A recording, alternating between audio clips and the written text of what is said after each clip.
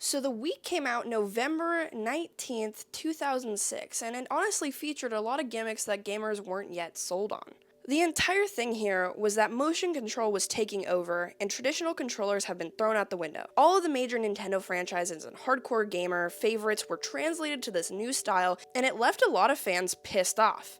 However, Nintendo did something really special with the system. They didn't just appeal to those hardcore gamers, instead, they cultivated an entirely new crop of gamers, as in the casual fans, and made it the whole thing, which really pissed off quite a few people. But it did broaden their reach as a whole, and you will see that the Wii itself focused almost entirely on family play and group play, and the idea of Just Dance or Mario Kart at a party was just a totally real thing. I mean, growing up, we always had these massive New Year's party. Like, my entire school would come and my mom would throw them every single year without fail until I was like 14. And we would play Michael Jackson The Experience, which is just Michael Jackson Just Dance, alongside, of course, actual Just Dance. Many of my fondest memories with the system are based around playing it with others, from playing Wii Sports and New Super Mario Bros. Or Mario Kart. This was truly a family console. In a lot of ways, yeah, the system did fall short. It was wildly underpowered compared to the juggernauts of the time, as in the Xbox 360 and the PlayStation 3. And in that way, the Wii did turn away many hardcore gamers. It ended up being sort of a masterpiece for casual gamers, but that segregation of hardcore and casuals ended up as the Wii's biggest downfall. But let's first break down all the things that made the Wii the Wii. First of all, you have to mention those controllers. The Wii remotes, as they were called, were some of the most controversial controllers ever created. This is a Wii controller. And as you can see, it's meant for single-headed play, and then you have this nunchuck that attaches to the bottom and can be used to play more complex games. However, the majority of games, or at least a few of the party games, really only required you to use this baddie and swing it around. The combo with the nunchuck makes it feel a bit better, and you can control things like Mario Galaxy really well. You can move with the joystick and then you press A or B, but this control system did require games to be fairly simple, which is yet another blunder to the system. The other option for controllers is called the classic controller. They realized that gamers needed this a few years in, and it's honestly great for things like Virtual Console, but for main games it wasn't my favorite, and since it lacked the motion control for many games, it wasn't even an option. On the case of extra controllers though, the Wii has an abundance. The Wii Balance Board is one of the most classic, with games like Wii Fit and shit like that taking advantage of it, and continuously calling you obese no matter how healthy you are. If you are this height and this weight, you're overweight. It's hurtful, okay? And let me remind you about something, Nintendo. Muscle weighs more than fat. The Power Pad was another one that was kind of cool, and I use this baddie for backyard sports quite a bit. And also, this is a side thing, but you can use the GameCube controllers here as well, as the Wii is basically a motion-controlled GameCube. And that GameCube is literally just shoved into the bottom there, and you just plug in your controllers into the side, and you can play any GameCube game your heart desires. Also, I should mention that you can get a more classic control style out of the Wii remote just by throwing the baddie on its side, and this way you can use the D-pad to move around, and 1 and 2 on the controller as your A and B buttons. It worked well enough, and honestly it was great as a kid for games like New Super Mario Bros. And the multitude of different control options was really cool because it allowed for a ton of different play styles, of course depending on whatever game you were playing. In something like Mario Kart, you could use the Wii Remote and nunchuck to maneuver, but you could also use the remote on its side and turn using motion controls. That, I think, is a really smart way to implement it, because honestly, with most casuals, I find that they almost always prefer playing even the new Mario Kart with motion on so they can do it like the old days. And that's at least with my friends who are the kids who grew up with the Wii, so I think it makes a bit of sense. Now that's the controllers, but what made the Wii what it was? Obviously, a big component of that is the games, so let's talk about that real quick. Starting us off here, I have to talk about the game that put the system on the map. Wii Sports, it was a cultural phenomenon and a game that I dare say holds up immeasurably well to this very day. The motion-controlled sports was such a genius idea to introduce everyone to the idea of what the Wii was, because none of these games really require any buttons at all. All you do for baseball, tennis, bowling, golf, and even boxing to some extent is swing or waggle that controller all around. It's so simple that even your grandma could do it, and you better believe the nursing homes were going insane on this shit. The Wii was something everyone could understand and something that everyone could play. The sports selection here was also genius, and boxing is one of the best things Nintendo has ever done. And I really need them to bring it back to Switch Sports. We got basketball, put in boxing, please. And obviously, Switch Sports is a lot worse than Wii Sports, but hey, you can make it better by adding in the best sport from Wii Sports, you know what I'm saying? Nintendo's branding here was also extremely smart. All the Wii branded games were for casuals. So alongside their big new Zelda and new 3D Mario and the Metroids and Fire Emblems, there was always something for those casual fans. Wii Play, Wii Sports Resort, Wii Party, Wii Music, and Wii Fit. Each of these were understood to be for casual fans, so it made it easy for others to discern whether or not that game could be something worth their time, and it was just extremely smart. Now, the biggest issue I'd wager with the Wii is its library. Not because there wasn't great stuff on here, but because the audience here was so unbelievably divided. Things like Punch-Out, Excitebike, Metroid, Fire Emblem, Paper Mario, Battalion Wars, Wario Land are mostly games for gamers of the bunch. And these games, in a lot of ways, don't really appeal to that casual base, and as such, they often suffered in terms of sales. One of the greatest bundles is the Metroid Prime Trilogy, a game that should have done extremely well, especially for the base that we had, but that and similar games honestly ended up flopping for that system. Now, it still sold a bit of copies, obviously, but for the install base that the Wii had, it should have done a lot better. Maybe that's the Metroid curse, we will never know, but that's just my opinion on it. It's unfortunate because Nintendo is the type of company to take those numbers and read them as people just being uninterested, but it was honestly unfortunate how this cookie crumbled because of the lack of foundation.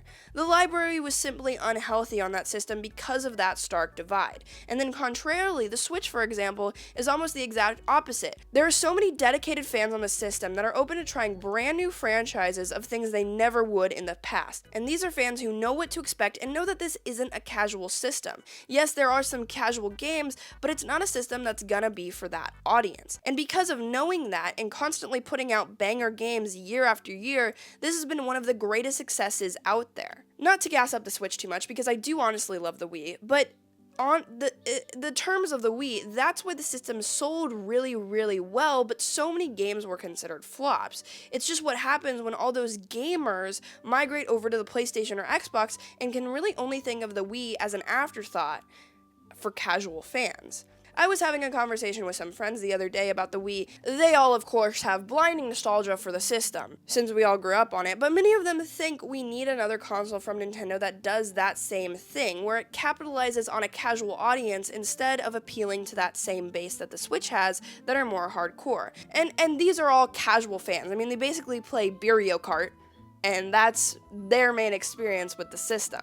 So of course that opinion doesn't super make sense to people like me and you, but to the general consumer, the Wii is remembered extremely fondly in at least what I've seen of it. People love it not because of the games. It's just them remembering those experiences they had with others while playing the system, and those experiences that they had with their family while playing things like Mario Kart or Wii Sports.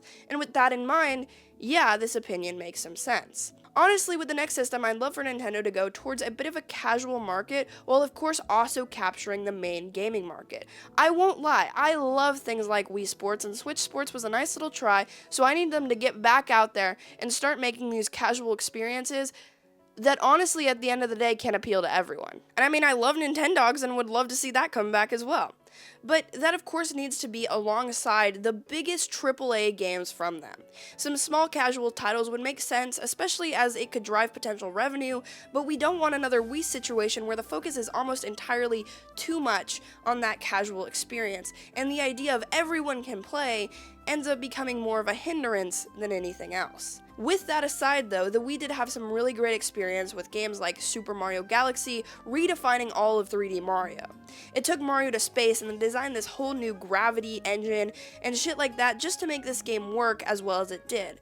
The bosses here are so epic, the platforming here is superb, and the music, don't get me started. The issue most people bring up is that it's a bit more linear than other 3D Marios, but in the context of this world and this game, I honestly feel it doesn't hinder the experience in the slightest. And of course, at the end of the day, that is definitely just a slight preference thing.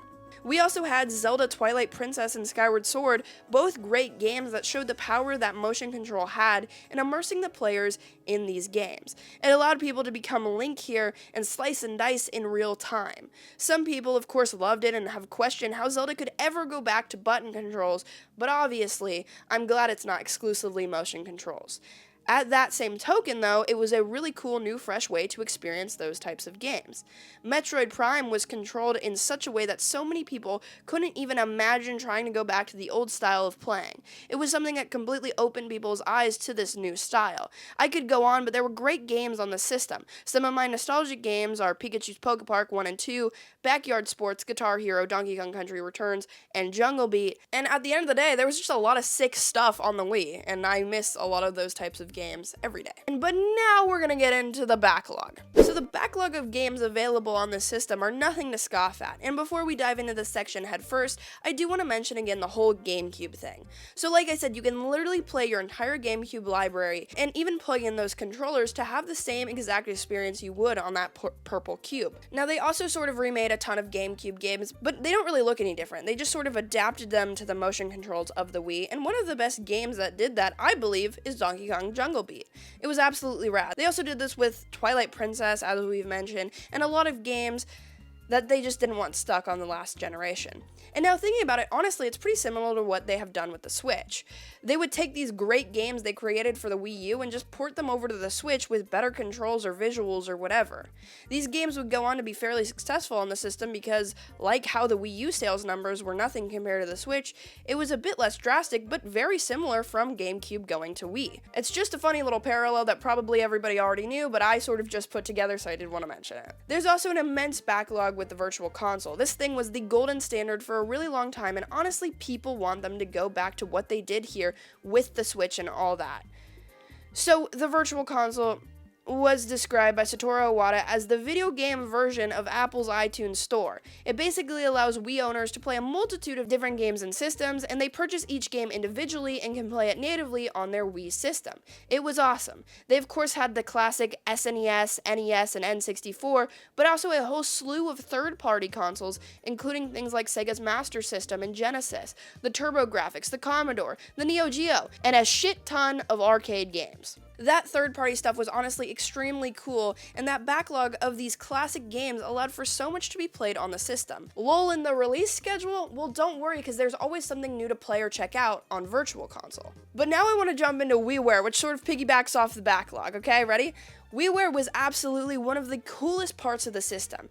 As this was Nintendo's first console with online capabilities, they were finally able to have an online console store to purchase games from, which was absolutely huge. Also, really briefly, they did have online in some random things like Call of Duty, I believe, but honestly, I was really little to experience all that kind of stuff because I was like 5 when the Wii was out, so I really just knew about the online stuff because my friend would like watch Netflix on her Wii, and oh yeah, they also had streaming services and shit, which is so funny because they still don't have almost any of that on the Switch. Anyways, WiiWare, let's jump into it. So it was just unbelievably cool. Nintendo released a lot of really cool sort of experimental games, like the whole art style collection of games, but then there were other things like Dr. Mario, Excitebike, and Pokemon Rumble.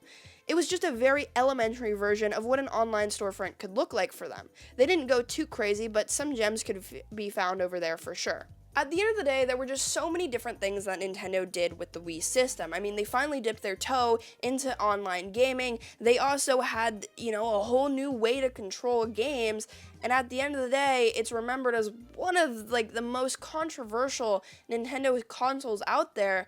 But for someone like me, especially since I have that immense nostalgia, I absolutely adore the Wii and everything it's done. You gotta think about it because they explored a whole new medium of a controller, which is honestly something that has gone on to become an industry standard. Maybe not in the same way, but without the Wii, we wouldn't have gyro or even a lot of VR that uses those sort of PlayStation Move controllers or the Oculus type controllers.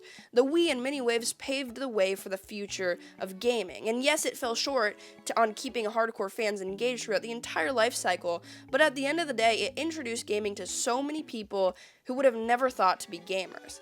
Of course, if motion control isn't your thing, the Wii probably wasn't for you, because unlike with the Switch where the gimmick really has no effect on gameplay, that was unfortunately the Wii's entire thing. It sort of became the family console and just completely strayed from the power game, a strategy Nintendo still abides by to this day, and while in many ways it was a flawed system, I've always looked back on the Wii extremely fondly.